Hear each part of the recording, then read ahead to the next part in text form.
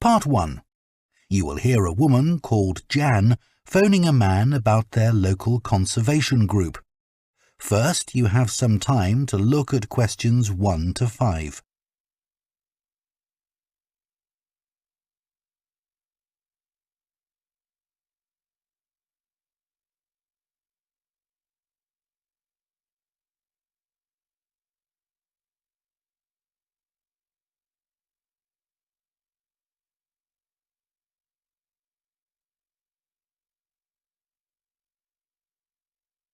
Now listen carefully and answer questions 1 to 5. Hello? Oh, hello. My name's Jan. Are you the right person to talk to about the Buckworth Conservation Group? Yes, I'm Peter. I'm the secretary. Good. I've just moved to this area and I'm interested in getting involved. I was in a similar group where I used to live. Could you tell me something about your activities, please? Of course. Well, we have a mixture of regular activities and special events. One of the regular ones is trying to keep the beach free of litter. A few of us spend a couple of hours a month on it, and it's awful how much there is to clear. I wish people would be more responsible and take it home with them. I totally agree. I'd be happy to help with that. Is it okay to take dogs? I'm afraid not, as they're banned from the beach itself. You can take them along the cliffs, though, and children are welcome. Right. We also manage a nature reserve, and there's a lot to do there all year round.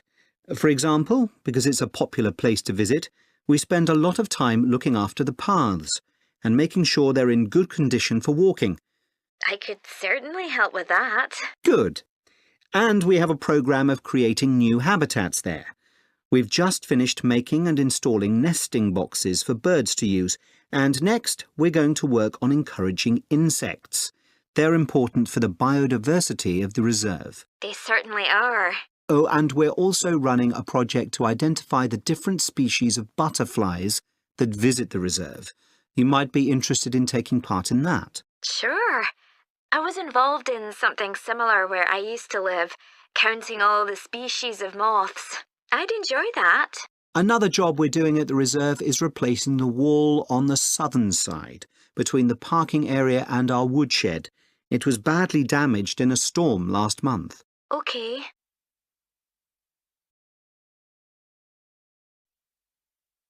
Before you hear the rest of the conversation, you have some time to look at questions 6 to 10.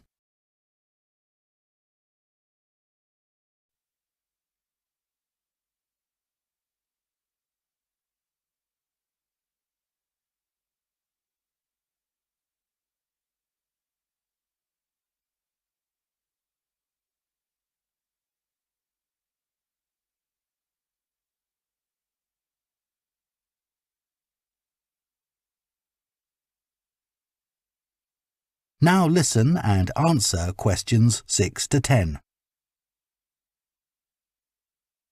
Then, as I said, we have a programme of events as well, both at the weekend and during the week. Right. I presume you have guided walks. I'd like to get to know the local countryside as I'm new to the area. Yes, we do. The next walk is to Ruston Island a week on Saturday.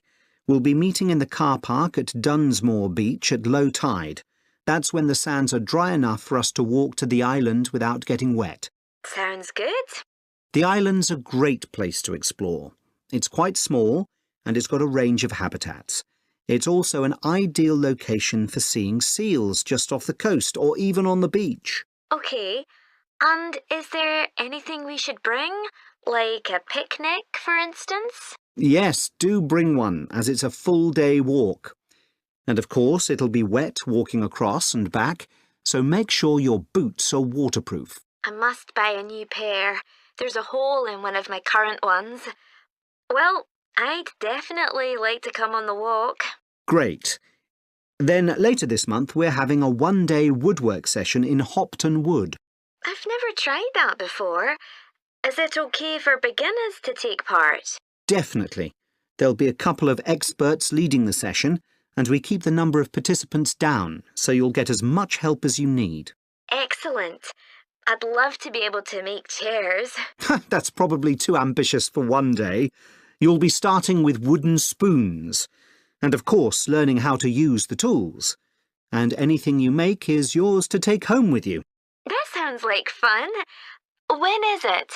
It's on the 17th from 10 a.m. until 3. There's a charge of £35, including lunch, or £40 if you want to camp in the wood. I should think I'll come home the same day. Well, I'd certainly like to join the group. It sounds like you've got... That is the end of Part 1. You now have half a minute to check your answers to Part 1.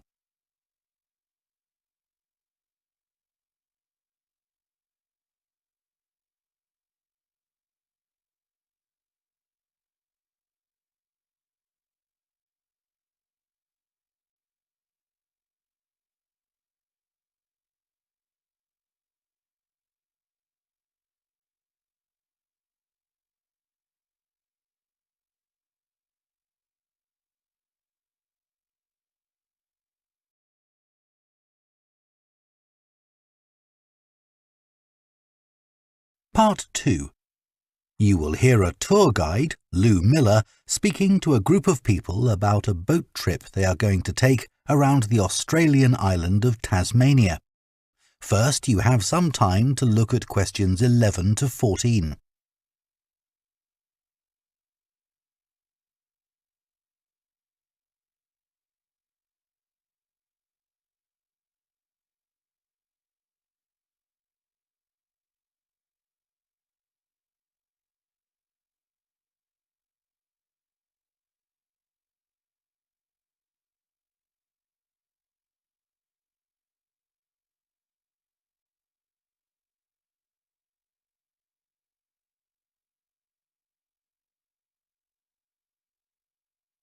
Now listen carefully and answer questions 11 to 14.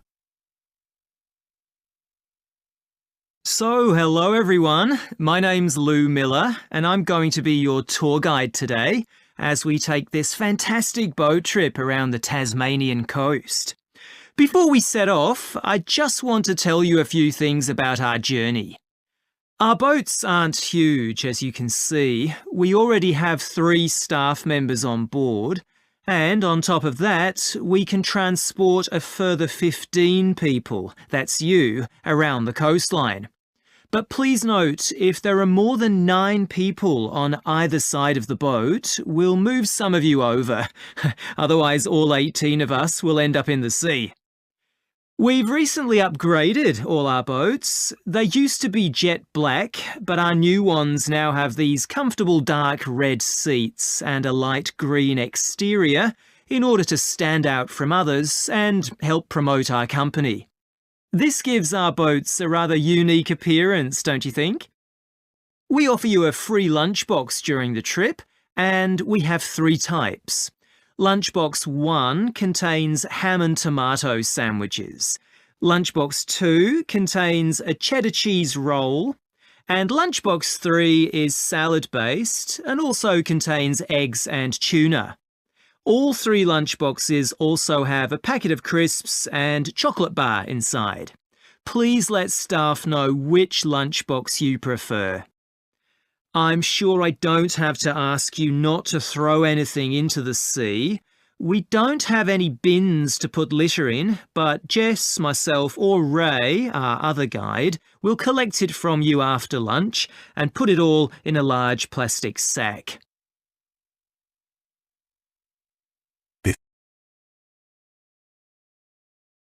Before you hear the rest of the talk, you have some time to look at questions 15 to 20.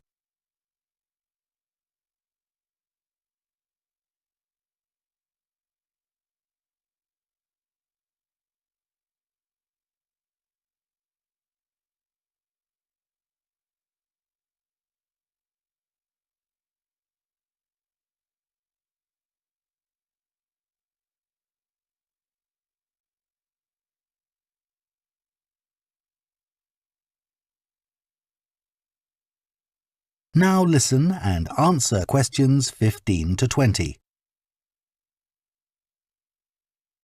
The engine on the boat makes quite a lot of noise, so before we head off, let me tell you a few things about what you're going to see. This area is famous for its ancient lighthouse, which you'll see from the boat as we turn past the first little island. It was built in 1838 to protect sailors, as a number of shipwrecks had led to significant loss of life. The construction itself was complicated, as some of the original drawings kept by the local council show. It sits right on top of the cliffs in a very isolated spot. In the 19th century, there were many jobs there, such as polishing the brass lamps, chopping firewood, and cleaning windows that kept lighthouse keepers busy. These workers were mainly prison convicts until the middle of that century, when ordinary families willing to live in such circumstances took over. Some of you have asked me what creatures we can expect to see. I know everyone loves the penguins, but they're very shy and unfortunately tend to hide from passing boats. But you might see birds in the distance, such as sea eagles, flying around the cliff edges where they nest. When we get to the rocky area inhabited by fur seals, we'll stop and watch them swimming around the coast. They're inquisitive creatures, so don't be surprised if one pops up right in front of you. Their predators, orca whales, hunt along the coastline too, but spotting one of these is rare. Dolphins, on the other hand, can sometimes approach on their own or in groups as they ride the waves beside us. Lastly, I want to mention the caves. Tasmania is famous for its caves, and the ones we'll pass by are so amazing that people are lost for words when they see them.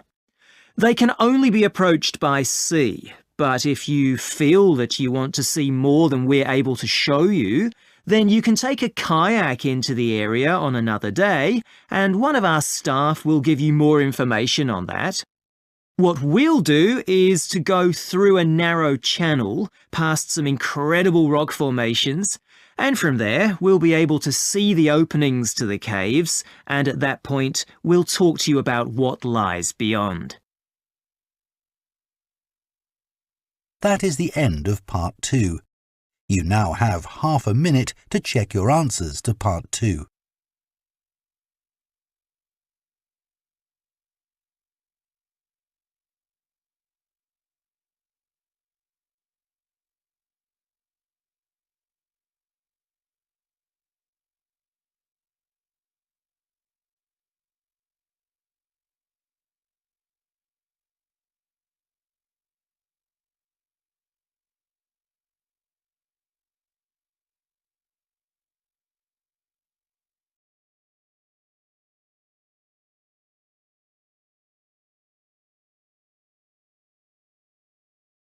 Part 3. You will hear two veterinary science students called Diana and Tim discussing their work placements and their course modules. First, you have some time to look at questions 21 to 26.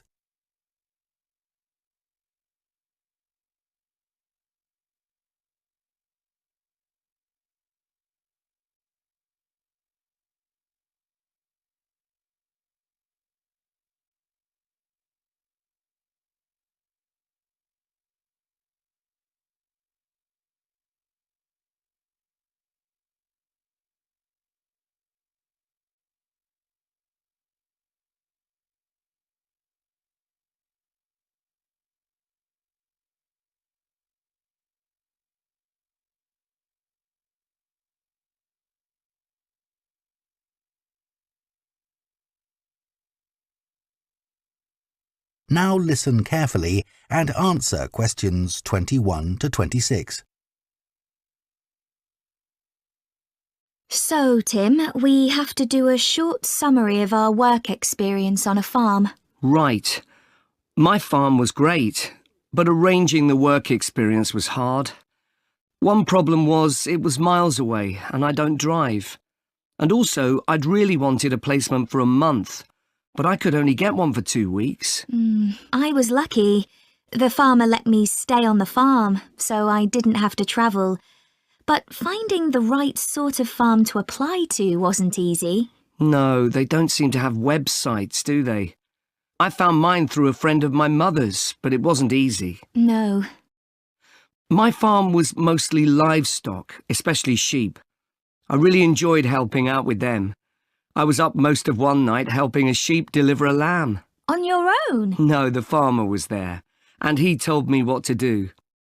It wasn't a straightforward birth, but I managed.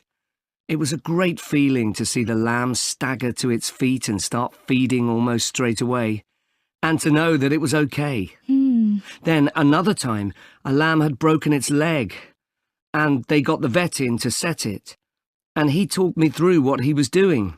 That was really useful. Yes, my farm had sheep too. The farm was in a valley and they had a lowland breed called Suffolks, although the farmer said they'd had other breeds in the past. So were they bred for their meat? Mostly, yes. They're quite big and solid.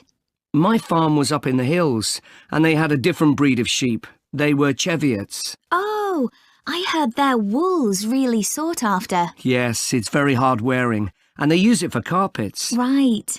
I was interested in the amount of supplements they add to animals' feed nowadays. Like, even the chickens got extra vitamins and electrolytes in their feed. Yes, I found that too. And they're not cheap. But my farmer said some are overpriced for what they are, and he didn't give them as a matter of routine, just at times when the chickens seemed to particularly require them. Yes, mine said the same. He said certain breeds of chickens might need more supplements than the others, but the cheap and expensive ones are all basically the same. So, did your farm have any other livestock, Diana? Yes, dairy cows. I made a really embarrassing mistake when I was working in the milk shed. Some cows had been treated with antibiotics, so their milk wasn't suitable for human consumption, and it had to be put in a separate container. But I got mixed up, and I poured some milk from the wrong cow in with the milk for humans, so the whole lot had to be thrown away. The farmer wasn't too happy with me. I asked my farmer how much he depended on the vet to deal with health problems. I'd read reports that the livestock's health is being affected as farmers are under pressure to increase production. Well, he didn't agree with that, but he said that actually some of the stuff the vets do, like minor operations, he'd be quite capable of doing himself. Yeah, my farmer said the same, but he reckons vet skills are still needed.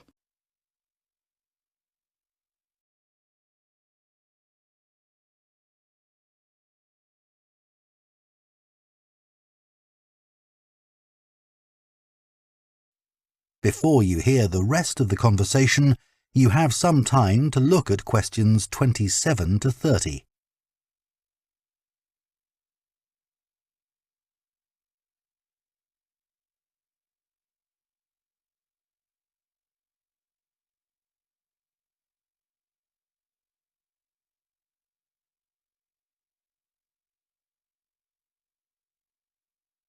Now listen and answer questions 27 to 30. Now we've got to give a bit of feedback about last term's modules. Just short comments, apparently. Shall we do that now? OK, so medical terminology. Well, my heart sank when I saw that, especially right at the beginning of the course, and I did struggle with it. I thought it'd be hard, but actually I found it all quite straightforward. What did you think about diet and nutrition? OK, I suppose. Do you remember what they told us about pet food and the fact that there's such limited checking into whether or not it's contaminated? I mean, in comparison with the checks on food for humans, I thought that was terrible. I think the module that really impressed me was the animal disease one, when we looked at domesticated animals in different parts of the world, like camels and water buffalo and alpaca. The economies of so many countries depend on these, but scientists don't know much about the diseases that affect them. Yes.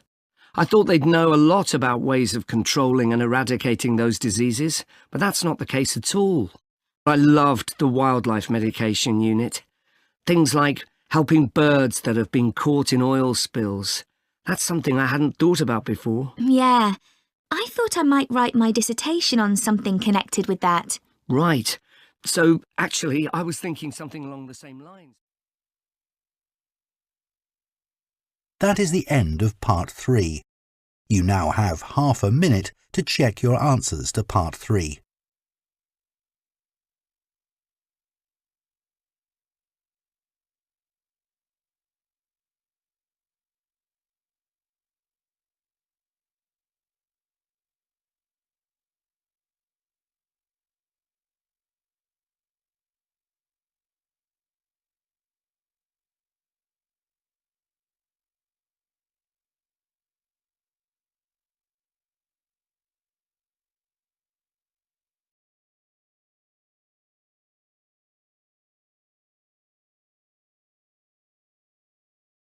Part 4.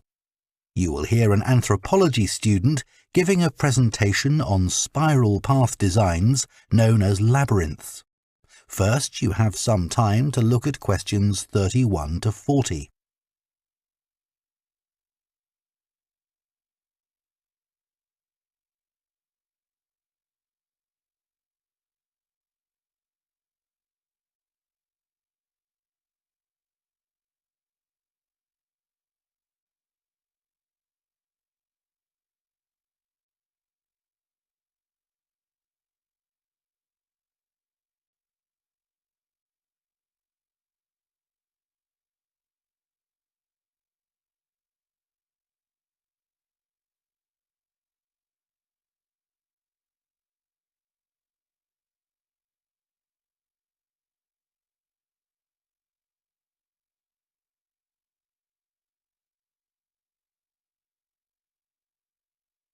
Now listen carefully and answer questions 31 to 40.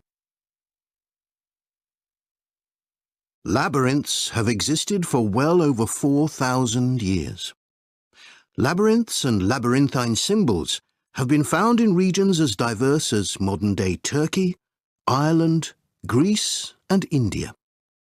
There are various designs of labyrinth, but what they all have in common is a winding spiral path which leads to a central area.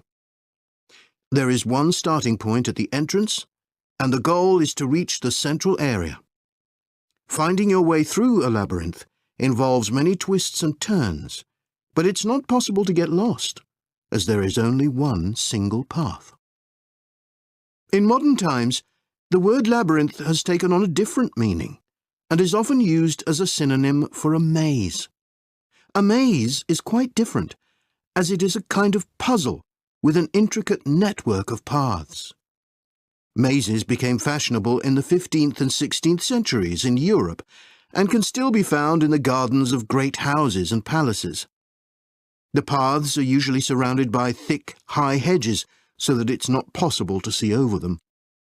Entering a maze usually involves getting lost a few times before using logic to work out the pattern and find your way to the centre, and then out again.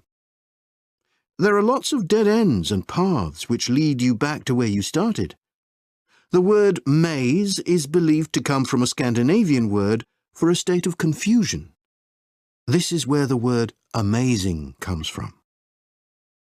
Labyrinths, on the other hand, have a very different function.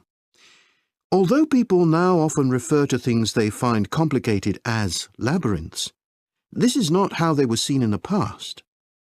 The winding spiral of the labyrinth has been used for centuries as a metaphor for life's journey. It served as a spiritual reminder that there is purpose and meaning to our lives, and helped to give people a sense of direction.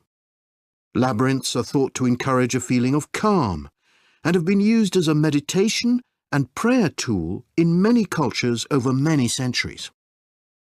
The earliest examples of the labyrinth spiral pattern have been found carved into stone, from Sardinia to Scandinavia, from Arizona to India to Africa. In Europe, these spiral carvings date from the late Bronze Age. The Native American Pima tribe wove baskets with a circular labyrinth design that depicted their own cosmology. In ancient Greece, the labyrinth spiral was used on coins around 4,000 years ago. Labyrinths made of mosaics were commonly found in bathhouses, villas and tombs throughout the Roman Empire. In northern Europe, there were actual physical labyrinths designed for walking on. These were cut into the turf or grass, usually in a circular pattern. The origin of these walking labyrinths remains unclear, but they were probably used for fertility rites, which may date back thousands of years. 11 examples of turf labyrinths survive today, including the largest one at Saffron Walden, England, which used to have a large tree in the middle of it.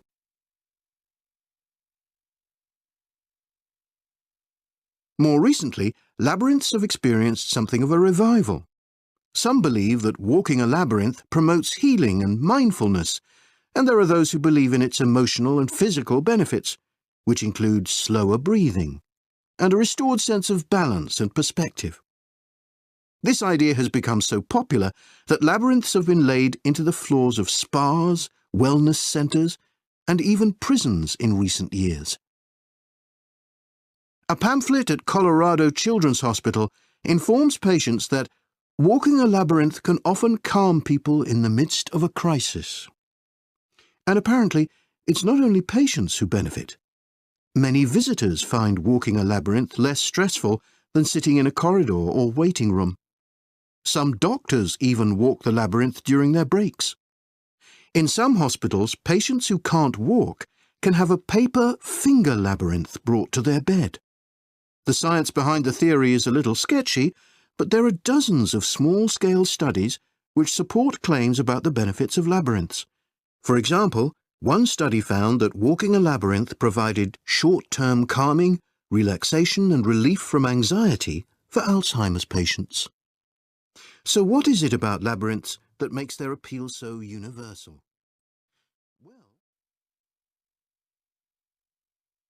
That is the end of Part 4. You now have 1 minute to check your answers to Part 4.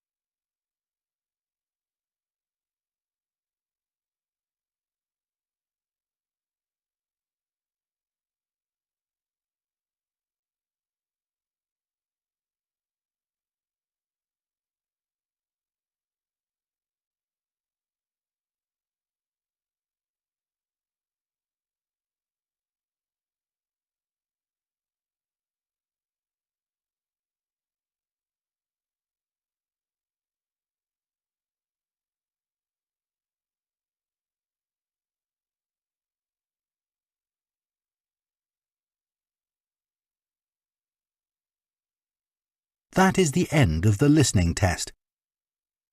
In the IELTS test, you would now have 10 minutes to transfer your answers to the answer sheet.